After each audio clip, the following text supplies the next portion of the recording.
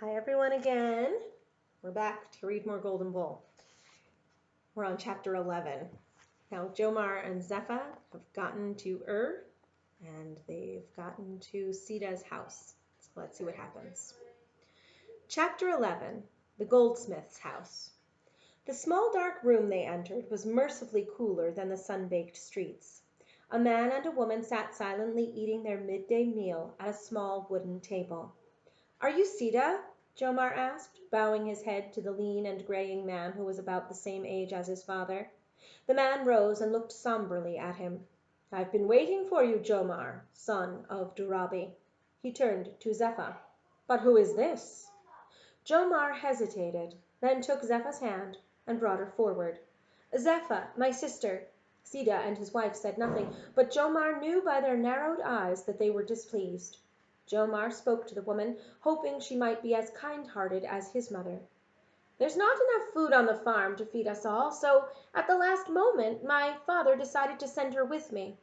Sida's wife stared coldly at Zepha, so he appealed to the goldsmith. "I beg you, let her stay here until she finds work." Sida shook his head forcefully. "Durabi didn't speak of a daughter. He and I had an agreement. She wasn't a part of it." Sida's wife rose from her chair. "This house is small. Our food supplies meager." The goldsmith's expression softened. "Nari, look how thin and worn these children are. Feed and house this girl tonight. Tomorrow she'll go." "They're dirty," Nari said. "They'll eat when they've bathed and changed their clothes." Motioning curtly that Jomar and Zepha should follow her, she led them outside to a tiny mud-brick shed next to the house. On the clay floor rested a jug of water, a cake of strong-smelling tallow and ash soap, and a heavy, long-handled reed brush. "Come back when you've scrubbed yourselves clean." In the washroom Zepha spoke in a low tone. "Did you see how she looks at me? I'm a stranger to her, yet she hates me." "Yes, she's unfriendly to both of us," Jomar said. "But you're being allowed to stay the night." "That was the goldsmith's decision, not hers." Zepha took off her tunic and began to scrub herself vigorously in angry, exaggerated movements. "This house is too quiet. Don't they have children?" "Only one child, a boy my age." Jomar took the soap and brush that Zepha handed him. "He died recently. I'm here to take his place." "As their son?" Zepha said indignantly. "You have a father and mother." "I mean his place as Sida's apprentice," Jomar said quietly. He fingered his shabby tunic. "Without my basket I have no change of clothing." "Scrub yourself and leave your tunic on your cot before you go to sleep," Zepha said. "I'll find a way to wash it." From her basket she took out her one clean garment and put it on. Then, with a private half-smile, she circled her braids twice around her head. When they returned to the house, Sida invited them to the table with a quick gesture.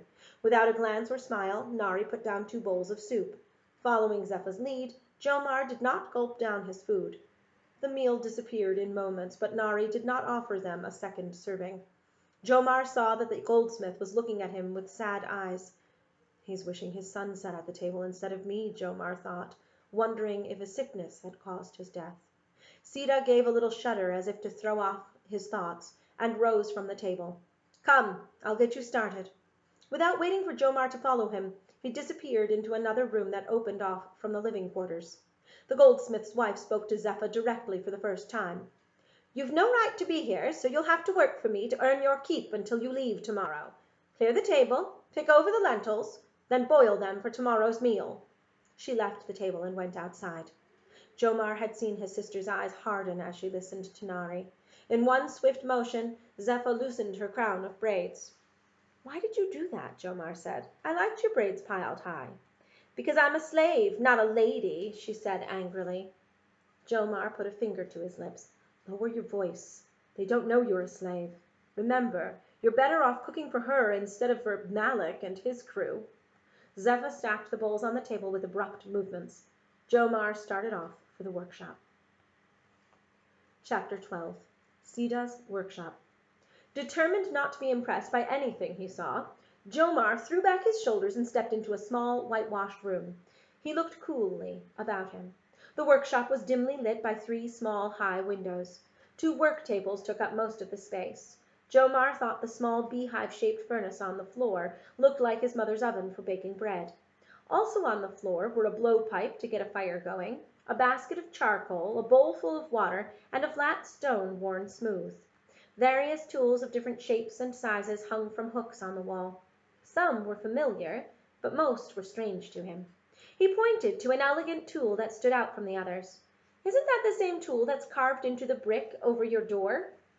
Sita nodded. "They're tongs, mainly used to hold heated gold." Tongs to hold gold. Excited in spite of his resolve, Jomar knew he had entered another world. Something large and slender stood covered with cotton cloth in one corner, but Jomar's eye was drawn to 3 small clay bowls that sat on a work table. In them were blue, red, and black stones. He pointed to the blue ones. "A merchant in the bazaar this morning called these lapis lazuli." "Did he?" Sita asked in a skeptical tone. "You can't believe everything you hear in the city. The temple controls the lapis we import to make sacred objects and jewelry for important people. The gems are so costly and difficult to obtain that they are rarely sold on the streets. The beads you saw were probably fakes made of clay and painted blue to look like lapis." Jomar felt like the farm boy he was. "Where do the real ones come from?" Sita's voice took on a teaching tone as he pointed to the 3 clay bowls in turn.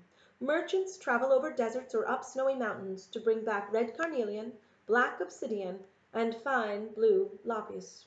We have no splendid gems or gold, tin or copper in this land. We lack stone quarries and even timber." "Where did the wood of the great gate of Ur come from?" Jomar asked. "Huge logs from the northern mountains are roped together and floated down the river," Sita answered. Jomar thought of the effort that must go into supplying the city with everything it needed or wanted. A merchant's life must be hard. Sita nodded. "Hard and risky. But if a trader returns with valuable goods, he can become rich, build a grand house, own many slaves. But he can lose everything to bandits, including his life. Sometimes the donkeys that pull his caravans die of thirst or exhaustion, or his richly laden boats may overturn in the river or the sea." Sita's eyes clouded over, and he stopped talking. Jomar waited for him to continue. When he didn't, he asked another question. "What does the city trade for these foreign goods?" "Oil and spices, woven cotton and wool, and the tools and weapons we make from imported metal," Sita answered.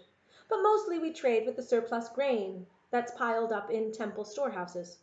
"Surplus grain?" Jomar said, his voice rising. "In this drought, what grain is surplus when those who live in the countryside go hungry?" Sita shook his head. "You're not going to change the way the temple conducts its business. Farmers and merchants must contribute their produce to the temple so that its staff is fed. It's also used for trade." Sita spoke sternly. "The city lives on trade and would wither without it." Jomar was stung by Sita's reproach. He said nothing, but his mind was filled with images of sun-baked barren fields, the bony cow, her hungry calf.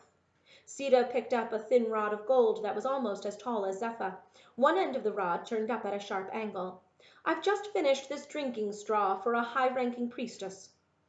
Jomar took the rod that Sita held out to him. "This is so light." Sita nodded. "Inside is a hollow reed I've covered with gold foil, no thicker than a moth's wing. Temple officials like to drink beer together out of a deep urn." He took back the tube and briefly put one end to his mouth. "This reaches below the impurities that form on the surface of the brew." "I thought spitting out bits of barley husks was part of beer drinking," Jomar said. Sita had a hint of a smile on his face. "Important people don't like to spit." Jomar grinned. "How do you get the gold, the gemstones, your tools?" Sita swept the room with his hand. "The temple provides me with a steady supply of the materials to make whatever those at the temple need, or think they need." Jomar pointed to the long drinking rod. "Except for this, I see little gold." Sita's expression hardened. "Gold is far too rare and valuable to be kept here. Thieves will risk everything to obtain it." Jomar knew Sita would view him with suspicion until he could prove to him he could be trusted. Sita waved a hand around the room. "You've had a long journey, but I want to get you started with your training. One of your daily tasks will be to keep the workshop swept clean. The oven must be kept clear of ashes, and the coals banked at the back of the oven to retain their heat. At the end of the day, the tools must be returned to the wall and hung on the same hooks. You must know each tool and its function."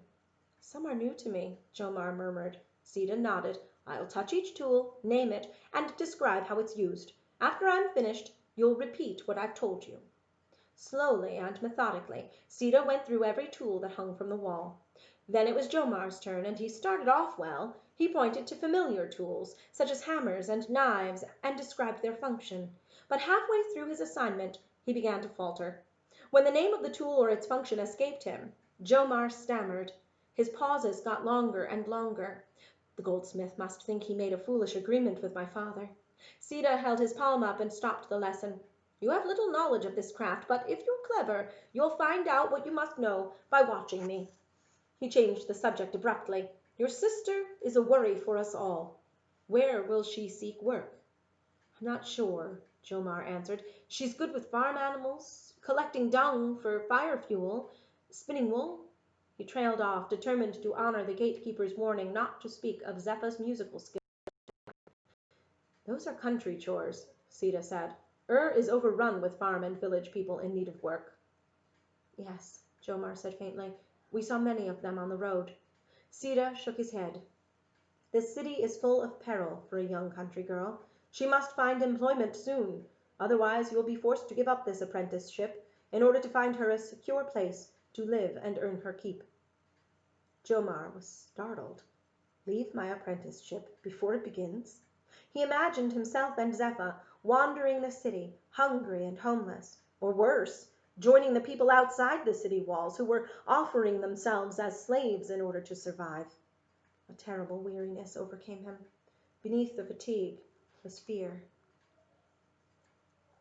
And that's where we'll stop for today.